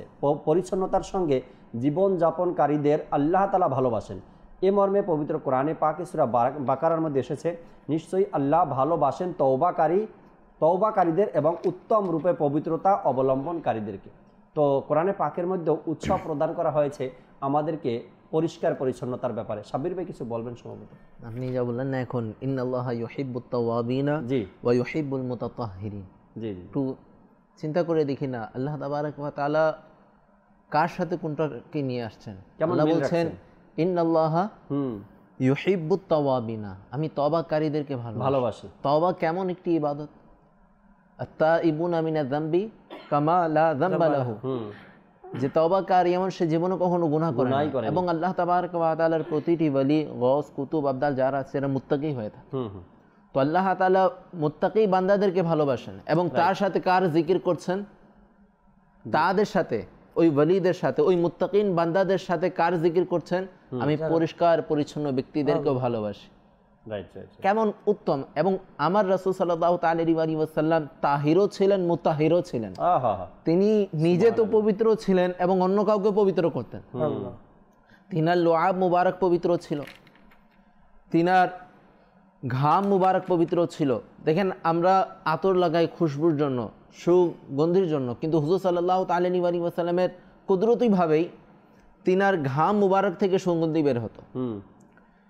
হুজুর সাল্লাল্লাহু তাআলা আলাইহি ওয়াসাল্লাম এমন পবিত্র ছিলেন যে মাওলা আলী কাররামাল্লাহু তাআলা ওয়াজহুল করিম হুজুর সাল্লাল্লাহু তাআলা আলাইহি ওয়াসাল্লামের ইন্তেকালের সময় তিনি অশ্রু ভেজা নয়ন নিয়ে বলতে লাগলেন, ফিদাকা আবি ওয়া উম্মি ইয়া রাসূলুল্লাহ, ইয়া রাসূলুল্লাহ সাল্লাল্লাহু তাআলা আলাইহি ওয়াসাল্লাম, আপনার চরণে আমার মা বাবা কুরবান। যে আপনি এত তাহির ছিলেন, এত পবিত্র ছিলেন, এত পরিষ্কার পরিচ্ছন্ন ছিলেন, এখন যাচ্ছেনও কত পরিষ্কার পরিচ্ছন্ন ভাবে। প্রতিটি মানুষের অভ্যাস হয়, একটা নেচার হয়। আর ইসলাম ভাই সুন্দরভাবে বলেছেন যে প্রত্যেকটি ব্যক্তি পরিষ্কার পরিচ্ছন্নকে ভালোবাসে। জাকির ভাই, এখন আপনারা যে সমাজের বিষয় বললেন যে আমরা ময়লার স্তূপ তৈরি করে দিই, একের দেখে পরবর্তী একের পর এক দেখে অপরজন। আচ্ছা দেখেন, আমি আপনাকে যদি প্রশ্ন করি, আপনি ঘর বানাবেন, কোন স্থানে ঘর বানাবেন? স্বাভাবিক, যেখানে সুশীতল বাতাস আসে, পবিত্র জায়গা, এরকম জায়গা না? আচ্ছা, এখন আমার দরজা আমি যখন জানালা খুললাম তো ময়লার দুর্গন্ধ আসতেছে বা বাতাসগুলো আসতেছে, তা আমি কষ্ট পাচ্ছি না? আমি তো কষ্ট পাচ্ছি, তো আমি যার দরজার সামনে রাখছি সে কি কষ্ট পাচ্ছে না? অবশ্যই। আমি তো মুসলমানকে কষ্টের মাধ্যম তো আমি হচ্ছি। রাস্তায় যে এভাবে হাদিসে পাকের মধ্যে যে আমার কোনো কাজের কারণে কারো কষ্ট হয়, এটা গুনাহগার হবে সে। এবং এমন ময়লা রাখার কারণে যদি কোনো ব্যক্তির চলাচলে বা যাতায়াতে কষ্ট হয় তো ওই ব্যক্তি গুনাহগার হবে, এটা বলা হয়েছে। হুজুর সাল্লাল্লাহু আলাইহি ওয়াসাল্লাম কষ্টের বিষয়ে বলেছেন, মান আযা মুসলিমান ফাকাদ আযানি ওয়া মান আযানি ফাকাদ আযাল্লাহ। যে ব্যক্তি কোনো মুসলমানকে কষ্ট দিল সে আমাকে কষ্ট দিল, আর যে আমাকে কষ্ট দিল সে আল্লাহকে কষ্ট দিল। আর আল্লাহ তাবারক ওয়া তাআলা কোরআনে কারীমের মধ্যে বলে, যে ব্যক্তি আল্লাহ এবং তার রাসূলকে কষ্ট দিল তো আল্লাহ তাবারক ওয়া তাআলা তাদের জন্য লাঞ্ছিত আযাব তৈরি করে রেখেছেন। আমরা নিজের জন্য তো পরিষ্কার পরিচ্ছন্ন জায়গা নির্ধারণ করে রেখেছি, চিন্তা করি না যে কি করতে হবে। আমি তো নিজের পরিষ্কার পরিচ্ছন্ন জায়গা থেকে রেখেছি, অপরের দরজার সামনে যে আমি ময়লা ফেলে দিচ্ছি ওর যে কষ্ট হচ্ছে এর চিন্তা আমাদের মাঝে নেই। রাইট, এমন চিন্তা আমাদের মাথায় আসে না। ভালো বলছেন আপনারা। আসলে যখন কোনো ব্যক্তি বিবেক হারা হয়ে যায়, অর্থাৎ বিবেক তার কাজ করে না, আল্লাহ তাআলা যে বিবেক বুদ্ধি দিয়েছে এটা কাজ করে না, তখনই মানুষ দ্বারা এটা সম্ভব হয়। ঢাকা শহরের কথা যদি বলি তো ময়লা নেওয়ার জন্য এখন সিটি কর্পোরেশন থেকে লোক দেওয়া আছে, ময়লা নিয়ে যায়, তারা এসে ময়লা নিয়ে যায়। এখন আমরা কি করি, মাসে 60 থেকে 70 টাকা বাঁচানোর জন্য আমরা ময়লাওয়ালাকে ময়লা না দিয়ে ওই ময়লার ব্যাগ নিজে যখন বের হই তো হাতে করে নিয়ে এরপরে ওই যে বললাম রাস্তার পাশে এমন একটা জায়গা, ডানে তাকায় বামে তাকায়, যখন কাউকে না দেখে তখন একটা রেখে চলে যায়। আপনি তো কাউকে কেউ দেখেনি, আপনি রেখে চলে গেছেন, কিন্তু যিনি বিচার করবেন সে তো দেখছেন, সে তো দেখেছে। কিয়ামতের ময়দানে যিনি বিচার করবেন সে আল্লাহ তাআলা তো দেখছেন আপনি কি কাজটা করলেন, ডানে বামে তাকিয়ে ফেলে দিয়ে চলে গেলেন। আমাদের ফয়জানে মদিনার আশেপাশে একটা সময় এমন একটা জায়গা ছিল যেখানে ময়লা এভাবে রাখা হতো। আল্লাহ তাআলার দয়ায় সিটি কর্পোরেশনকে বলতে বলতে এখান থেকে এটা তুলে নেওয়া হয়েছে। বা আপনারা শহরে যারা থাকেন আপনারা দেখেন বিভিন্ন মোড়ে মোড়ে গলিতে গলিতে বিভিন্ন জায়গাতে এমন ময়লা জমানো আছে। কে করছে? আমাদের সমাজের কেউ না কেউ করছে, আমাদের আশেপাশের কেউ না কেউ করছে। তার চেয়ে এটাই ভালো, আমার ভালো, আমার এলাকাবাসীর ভালো, প্রতিবেশীর ভালো, ময়লা নিতে নেওয়ার জন্য যে লোকেরা আসে তাদেরকে দিয়ে দেই। মাসে আর কয় টাকা নেয় তারা, এই কাজটা করি, নিজের সম্মানহানি। আচ্ছা, আপনি 5 দিন গোপনে গোপনে ময়লা এভাবে রাস্তার মধ্যে ফেলে দিয়ে আসলেন, একদিন তো ধরা পড়ে যাবেন কারোর সামনে, তাই না? একটা কাজ। আরেকটা কাজ হয়, হয়তো আপনারাও দেখছেন, দর্শক শ্রোতাও দেখেছে, যাদের ঘর বিশেষ করে একদম মেইন রোডের পাশে, 2 তলা বা 3 তলা বা 4 তলা বিল্ডিং, আর ওই বিল্ডিংয়ের ছাদ থেকে বৃষ্টির পানিগুলো রোডে ফেলানো। আবার বিল্ডিংয়ের মধ্যে যদি টয়লেটের পাইপ থাকে রাস্তার পাশে, আর ওই পাইপ যদি ছিদ্র হয়ে যায়, এরপরে সেই পানিগুলো রাস্তায় পড়া। বৃষ্টি আসলে ছাদের পানি, বৃষ্টির পানি যে ছাদে জমা হয়, ওই পানিগুলো যদি রাস্তায় লাইন দেওয়া হয় তো বলেন এখন মানুষের কতটা কষ্ট হয়। সোজা আপনি হাঁটছেন রাস্তা দিয়ে, একটা গাড়ি আসলো আর তার চাকার স্পিড এত ছিল, গাড়ির স্পিড, ময়লা পানিটাই আমার কাপড়ে চলে আসলো। কে জানে এখন এটা পবিত্র ছিল, অপবিত্র ছিল, নাপাক ছিল, কে জানে। তো এই যে হয়তো আপনি কিছু মনে করছেন না বিষয়টাকে, কিন্তু অনেক বড় একটা বিষয় এটা। আমরা যেন এই বিষয়ে সতর্কতা অর্জন করি, নিজে পাক পবিত্র থাকি এবং অপরকেও পরিচ্ছন্ন থাকার ব্যাপারে সহযোগিতা। দর্শকের কিছু কল ছিল, অনুরোধের কালাম কয়েকটা শুনে নেই, 1 পংক্তি 2 পংক্তি করে শুনিয়ে দেন, এরপর ইনশাআল্লাহ তাআলা আমরা আলোচনা শেষের দিকেও যাব, কিছু শেষ কথা শুনবো আপনাদের থেকে ইনশাআল্লাহ তাআলা। সাল্লু আলাল হাবিব সাল্লাল্লাহু তাআলা আলা মুহাম্মদ সাল্লাল্লাহু আলাইহি ওয়াসাল্লাম।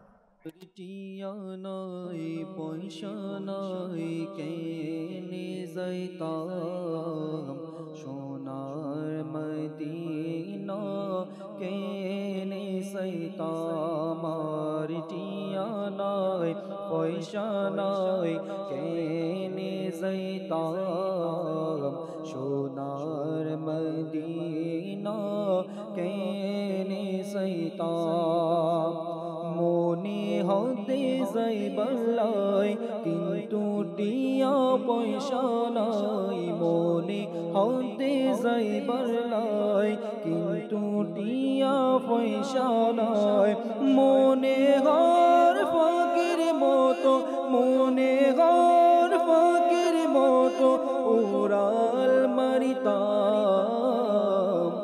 আর টিয়া নাই পয়সা নাই কেনে যাইতাম, সোনার মদিনা কেনে সৈতাম আর টিয়া নাই পয়সা নাই কেনে যাইতাম সোনার মদিনা কেনে সৈতাম আই যদি ওইতাম আকাশের তারা চাই থাকতাম মদিনা মনোয়ারার আই যদি ওইতাম আকাশের তারা চাই থাকতাম মদিনা মনোয়ারা চাই থাকতাম মদিনা মনোয়ারা চোখ ফাগাই চাই থাকতাম চোখ ফাগাই চাই থাকতাম চোখ না ফিরাইতাম আর টিয়া নাই পয়সা নাই কেনে যাইতাম সোনার মদিনা কেনে যাইতাম আর টিয়া নাই পয়সা নাই কেনে যাইতাম সোনার মদিনা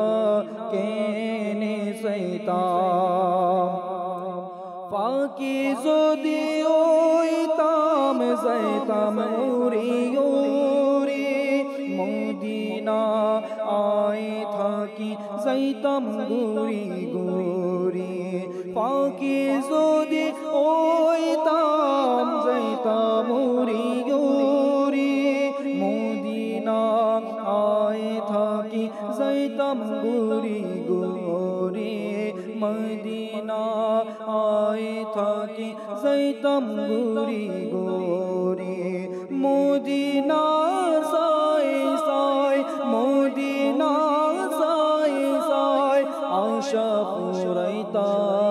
পুরাইতাম আর টিয়া নাই পয়সা নাই কেনে যাইতাম সোনার মদিনা কেনে যাইতাম মনে হতে যাই বল্লাই কিন্তু টিয়া পয়সা নাই মনে হতে যাই বল্লাই কিন্তু টিয়া পয়সা নাই মনে হার ফকির মতো মনে হার ফকির মতো উড়াল মারিতাম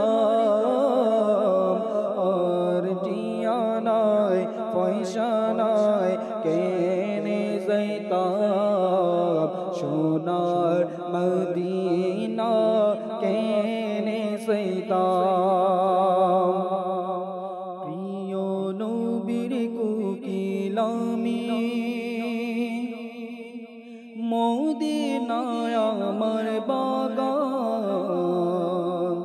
তারি ধ্যানে মগ্ন থাকি করে তারি গুণগান আল্লাহ আল্লাহ আল্লাহ আল্লাহ আল্লাহ আল্লাহ আল্লাহ আল্লাহ আল্লাহ আল্লাহ আল্লাহ আল্লাহ আল্লাহ প্রিয় নবীর কোকিলামি মদিনায় আমার বাগান প্রিয় নবীর কোকিলামি মদিনায় আমার বাগান তারি ধ্যানে মগ্ন থাকি করে তারি গুণগান আল্লাহ আল্লাহ আল্লাহ আল্লাহ আল্লাহ আল্লাহ আল্লাহ আল্লাহ আল্লাহ আল্লাহ আল্লাহ আল্লাহ আল্লাহ আল্লাহ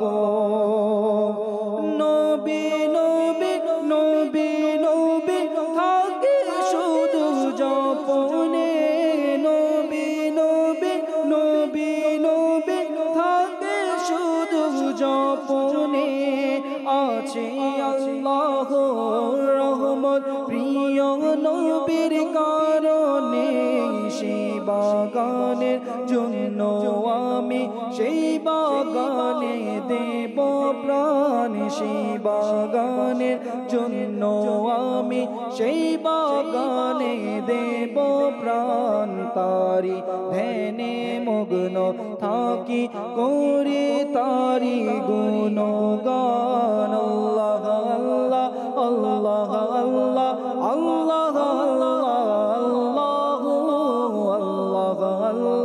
আল্লাহ আল্লাহ আল্লাহ আল্লাহ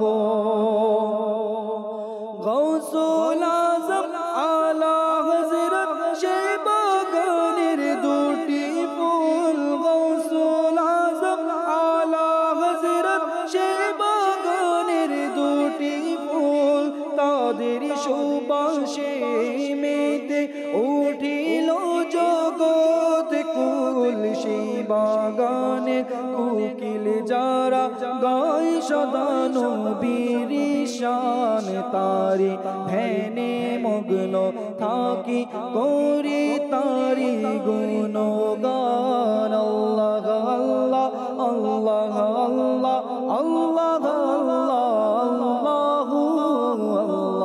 আল্লাহ আল্লাহ আল্লাহ আল্লাহ আল্লাহ প্রিয় মদিনা দূরে যাব কেমন করে প্রিয় মদিনা দূরে যাব কেমন করে আল্লাহুম্মা সাল্লি আলা সাইয়্যিদিনা মুহাম্মাদিন আল্লাহুম্মা সাল্লি আলা সাইয়্যিদিনা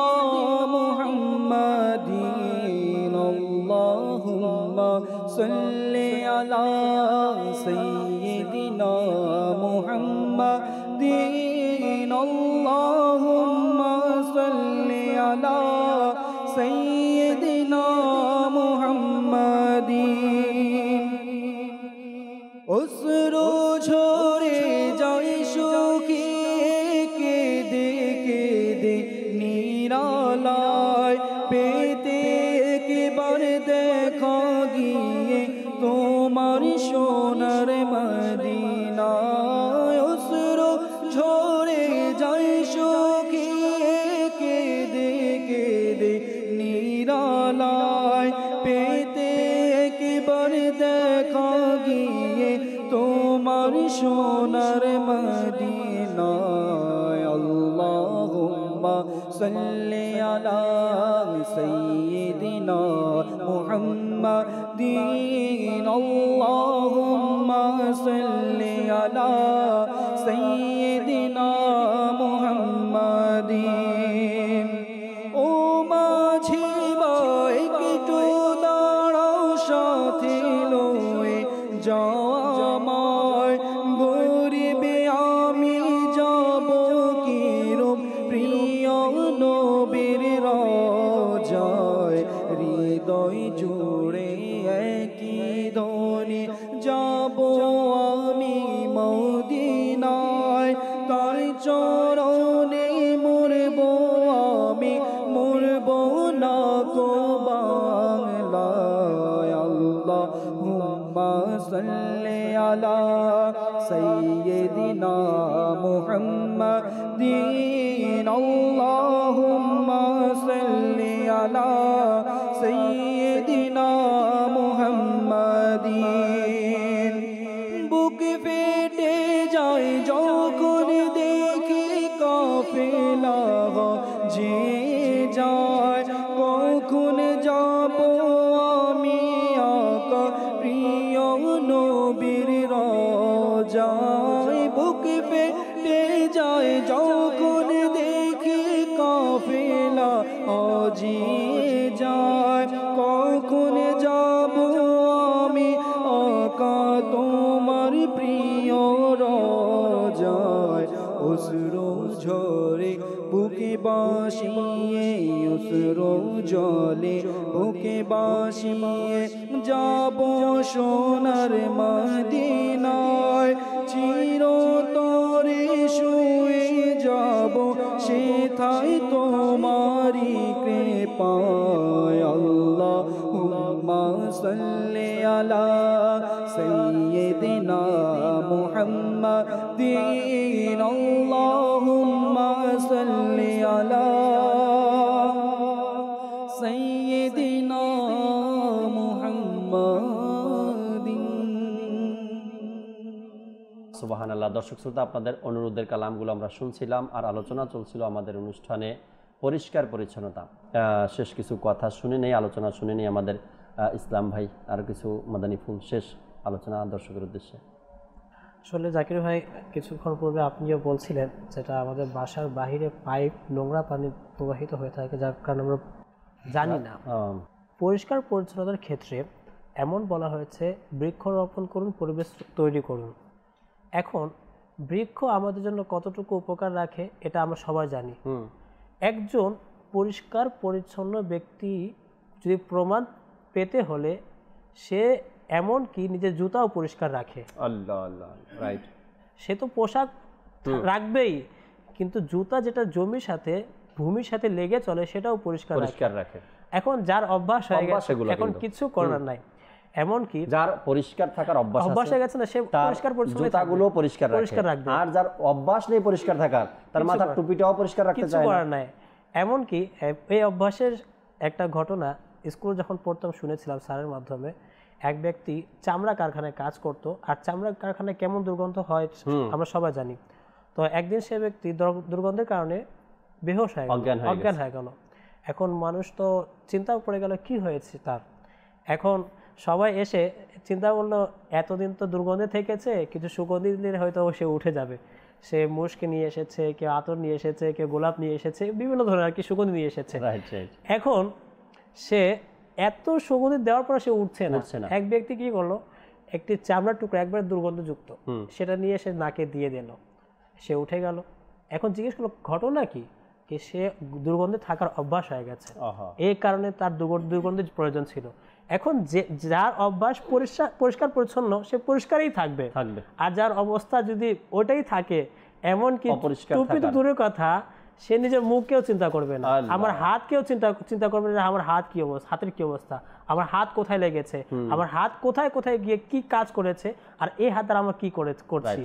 পরিষ্কার না থাকার এক মানে মন মানসিকতা, অপরিষ্কার অভ্যাস হয়ে গেছে। এটা ইসলাম ভাই, সাব্বির ভাই, আমার মনে হয় অপরিষ্কার যেটা আছে এটা, বা পরিষ্কার পরিচ্ছন্নতা বলি বা অপরিষ্কার বলি, দুইটা বিষয়, এক তো ব্যক্তিগত এবং পারিবারিকও এটার একটা সংস্পর্শের কারণেও কিন্তু এর একটা কুফল বা সুফল, যেটাই আমরা বলি। যদি পরিষ্কার পরিচ্ছন্ন ঘর থেকে আসে, মা বাবা ঘরের বাসিন্দারা যদি পরিষ্কার পরিচ্ছন্ন থাকার অভ্যাস হয়, আর ওই ঘরে যদি সন্তান জন্মগ্রহণ করে, তার মধ্যেও পরিষ্কার পরিচ্ছন্নতার এক অভ্যাস কিন্তু অটোমেটিকলি তৈরি হয়ে যায়। আর যদি ঘরের মধ্যে পরিষ্কার পরিচ্ছন্ন না থাকে, ছোটবেলা থেকেই দেখে আসছে ঘরের মধ্যে জগ একদিকে, বিছানা আর একদিকে, খাট এলোমেলো আছে, বা আসবাবপত্র আর এক জায়গাতে আছে, ছোটবেলা থেকে দেখে এটা অভ্যাস, এটাই গড়ে উঠে তার মধ্যে। একজন পরিবারের মা বাবার এটা ইচ্ছা থাকে যে আমার ছেলে যেন মেধাবী হোক, একজন চিন্তা থাকে বা স্বপ্ন থাকে আমার ছেলেকে আমি ইঞ্জিনিয়ার বানাবো, ডক্টর বানাবো। এটার জন্য কি শর্ত? মেধাবী হওয়া শর্ত। এখন মেধাবী হওয়ার শর্তের দিকে যদি এমন পরিষ্কার পরিচ্ছন্নের ক্ষেত্রে যদি বলতে যাই, আমরা যদি পরিষ্কার পরিচ্ছন্নতা রাখি, এই পরিষ্কার পরিচ্ছন্ন মানুষের মেধাকে বৃদ্ধি করে, এটা আমরা সবাই জানি, এটা বিজ্ঞান বলছে। তো আমাদের উচিত যে আমি যে নিজের সন্তানকে সুশিক্ষা দেব, মেধাবী বানাবো, ডাক্তার বানাবো, ইঞ্জিনিয়ার বানাবো, এর পুরো মেধাবী বানানো উচিত। এখন মেধাবী বানানোর জন্য তো পরিষ্কার পরিচ্ছন্নতা, আমরা যদি পরিষ্কার পরিচ্ছন্ন না থাকে আমার সন্তান কি শিখবে? জি, দুইটা বিষয় এখানে কাজ করে। কেবলা শাইখে তরিকাত আমির আহলে সুন্নাত বলেন, একটা হলো পরিষ্কার পরিচ্ছন্নতা, আরেকটা হলো সুগন্ধি ব্যবহার করা। এখন এই অভ্যাস যদি আমার মধ্যে না থাকে, আমার সন্তানের মধ্যে না থাকে, আরেকটা বিষয় সাব্বির ভাই, সেটা হলো আপনি যেখানে যাবেন, যত হাই কোয়ালিটির মানুষের কাছে যান বা লো কোয়ালিটির মানুষের কাছে যান, আপনার মাথা থেকে নিয়ে পা পর্যন্ত এক নজর দেখেই বলবে আপনি কোন পরিবেশের লোক। যদি এর মধ্যে পরিষ্কার পরিচ্ছন্ন খুঁজে পায় তারা, তো ওই মানুষগুলো আপনাকে ভালোভাবে নিবে, একটা ভালো পরিবারের, ভালো ফ্যামিলির একটা ছেলে। আর যদি পোশাক আদি ওরকমের, আচ্ছা হোক পুরাতন, এটা আমি বলিনি কি প্রতিদিন নতুন পোশাক পরবে, এটা না, পুরাতন পোশাকের মধ্যেও পরিষ্কার পরিচ্ছন্ন যে বিষয়টা আছে না, পরিপাটি যে বিষয়টা আছে, আবার এটাও না ওভার স্মার্ট দেখাতে গেলাম, এটাও যেন না হয়। দাঁড়িয়ে আছে সুন্দর, এখন এমন জায়গাতে গেলাম ওভার স্মার্ট দেখানোর জন্য এদিক দেয়া হেদিক দেয়া ওদিক দেয়া ছোটো করে নিলাম, এটা যেন না হয়। আমি ওটার কথা বলছি না, দাড়ির জায়গাতে আছে এর মধ্যে একটু পরিষ্কার পরিচ্ছন্ন থাকা। ইমামা শরীফ পড়ছি, এর মধ্যে একটু পরিষ্কার পরিচ্ছন্ন থাকা। আমি ওই ভাইদেরকে দাওয়াত দিচ্ছি যে ভাইরা ইমামা পড়ি, আমরা পাগড়ি পরি মাথায়, কিন্তু আমাদের পাগড়ির অবস্থা একবার আমি আয়নার সামনে দাঁড়াই। আপনি নিজে পাগড়ি পরছেন তো, টুপি পরছেন তো, মুখে দাঁড়িয়ে আছে তো মাশাআল্লাহ, একবার আয়নার সামনে দাঁড়ান, দাঁড়িয়ে আপনি নিজেকে নিজে প্রশ্ন করেন আমি কি পরিষ্কার পরিচ্ছন্ন পোশাকে আছি? ইমামা অনেক সময় রাস্তার মধ্যে দেখা হয়, দেখি অনেককেই অবস্থা খুবই খারাপ থাকে। ইমামা জানি না কত দিন হয়েছে এটা পরিষ্কার করেছে, এই দিক তো একেবারে অবস্থা খারাপই হয়ে থাকে। আচ্ছা, ইমামা বাদারও স্টাইল ঠিক থাকে না, বাস যেমন ইচ্ছা তেমন করে বেঁধে এরপরে চলে গেল না, এমনটা করবেন না কখনো। সুন্নাতে মোবারাকা, ইসলামের সৌন্দর্য, নবী পাক সাল্লাল্লাহু আলাইহি সাল্লামের খুবই পছন্দনীয় একটি বিষয়। আমি যত সুন্দর করে এটা উপস্থাপন করতে পারবো সাধারণ মানুষের কাছে, সাধারণ মানুষ তত তাড়াতাড়ি এই সুন্নাতে মোবারাকাকে আঁকড়ে ধরবে। এখন আমি যদি এটাকে এমনভাবে নেই অবহেলা, অপরিষ্কার, দুর্গন্ধ, তো সাধারণ মানুষ এটাকে ভালো মতো অ্যাকসেপ্ট করবে না।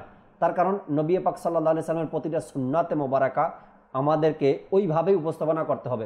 মিসওয়াকের কথা বলি, দাড়ির কথা বলি, আর ইমামার কথা বলি, প্রত্যেকটা বিষয় কিন্তু পরিষ্কার পরিচ্ছন্নই শিক্ষা দেয় আমাদের। তার বাহ্যিক পরিচয় দিয়ে দিয়েছে সে কেমন, জি কেমন, এই জন্য বলছিলাম এটা সাব্বির ভাইকে, আপনি কোথাও যাবেন তো আপনার গেটআপ দেখে, আপনার পোশাক দেখে, আপনাকে দেখেই মানুষ ওজন করে নিবে যে কেমন পরিবারের মানুষ আর কেমন সে।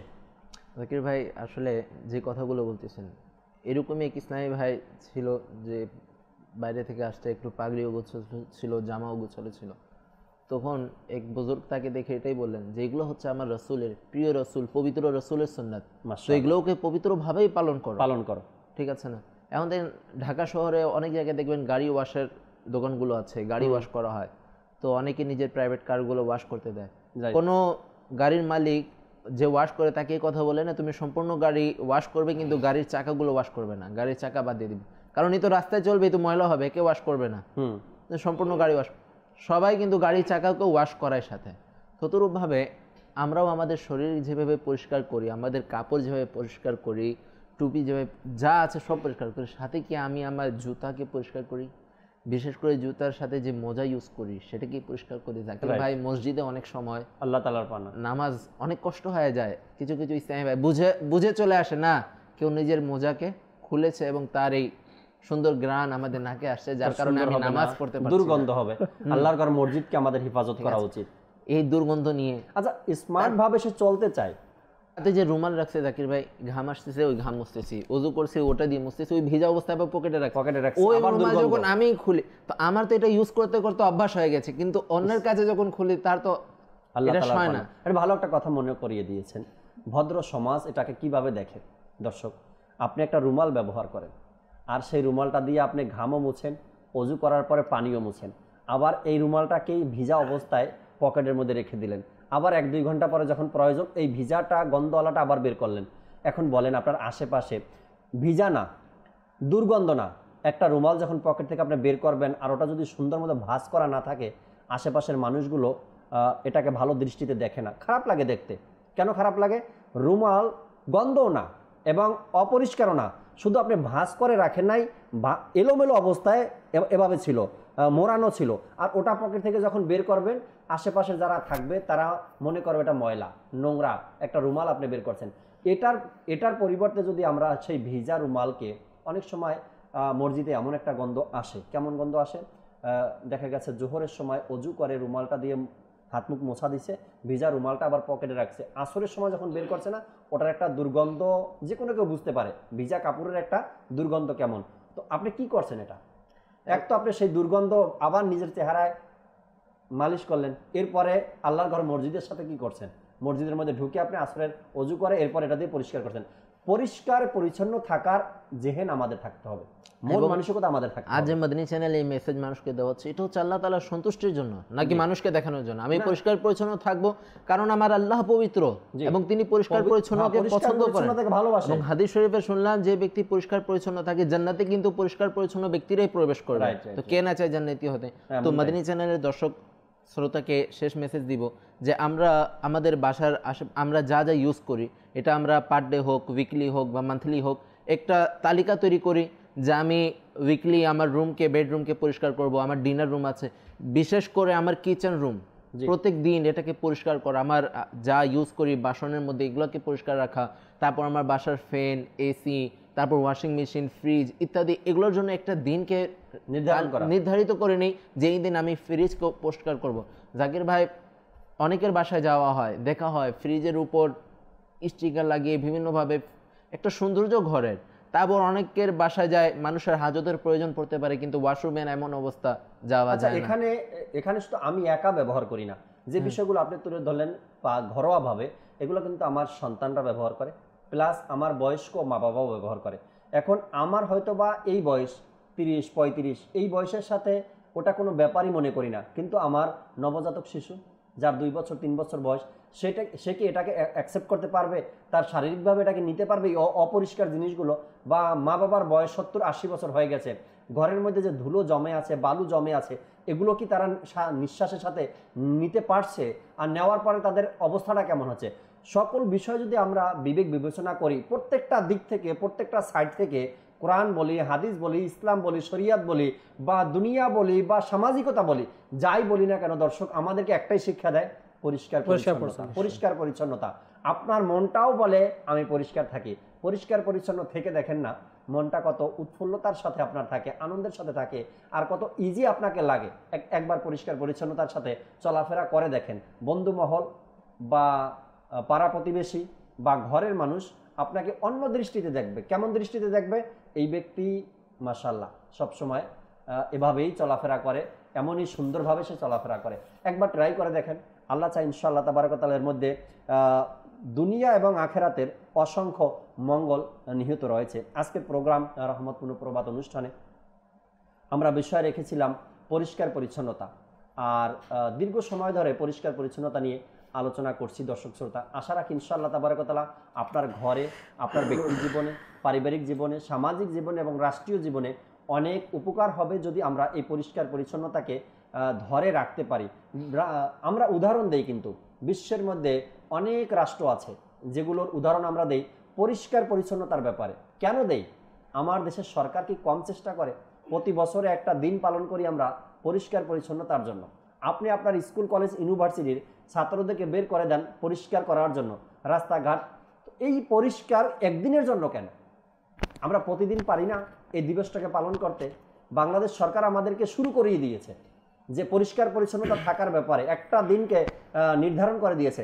আমরা কি পারি না ব্যক্তি জীবনে প্রতিদিন পরিষ্কার পরিচ্ছন্নতার এই দিবস পালন করতে, যাতে করে আমি, আমার পরিবার, আমার এলাকা, আমার দেশ যেন পরিষ্কার পরিচ্ছন্নতার মধ্যে থাকে। আর পুরো পৃথিবীর মধ্যে যেভাবে করে আমরা বাংলাদেশে থেকে অন্য দেশের উদাহরণ দেই, ওই দেশটা খুব বেশি পরিষ্কার থাকে, পরিষ্কার পরিচ্ছন্নতা থাকে।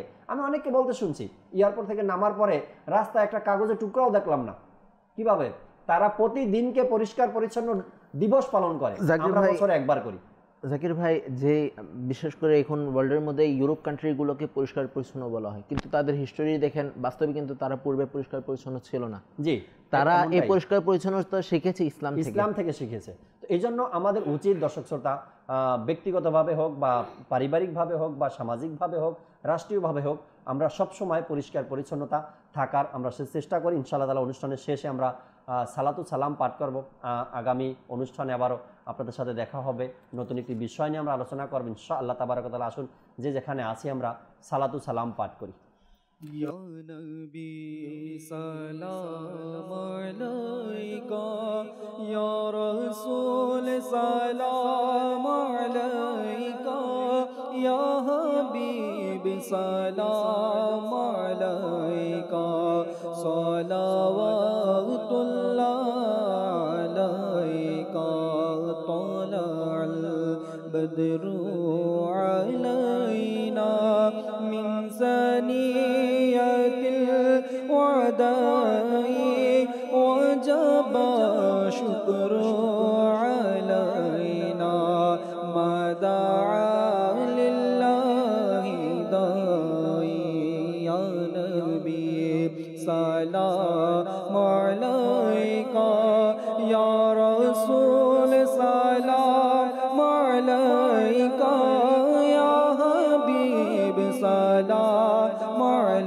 আলাইকা সালাওয়াতুল্লাহ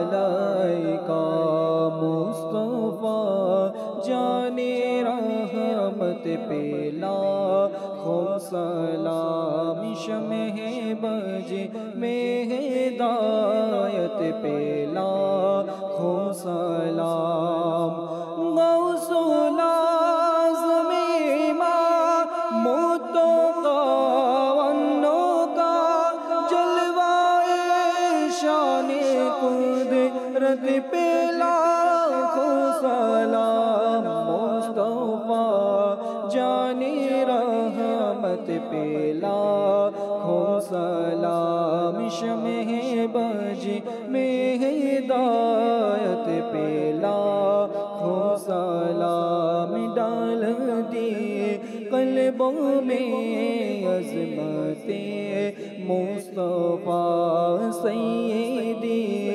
आला हज़रत पेला खो सलाम फैजो से जिन गेला खोना माजी बने फैजो से जिन गेला खोए मामे साजे उसे आमिरे अहले सुन्नत पेला खो सलाम मुस्तफ़ा जाने रहमत पेला खो सलाम शमे बज में हिदायत पेला खो सलाम सलात व सलाम अलैका या रसूल अल्लाह व अला आलिका व अस्हाबिका या हबीब अल्लाह सुब्हानक अल्लाहुम्मा व बिहम्दिका ला इलाहा इल्ला अंता अस्तगफिरुका व अतूबु इलैक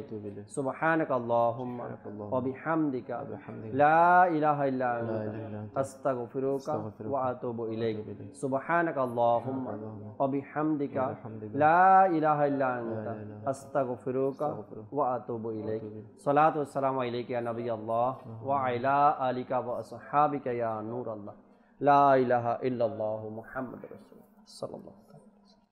তাহাজ্জুদ আর ফজরের অভ্যাস আছে যার রহমত পূর্ণ প্রভাত হয় তার।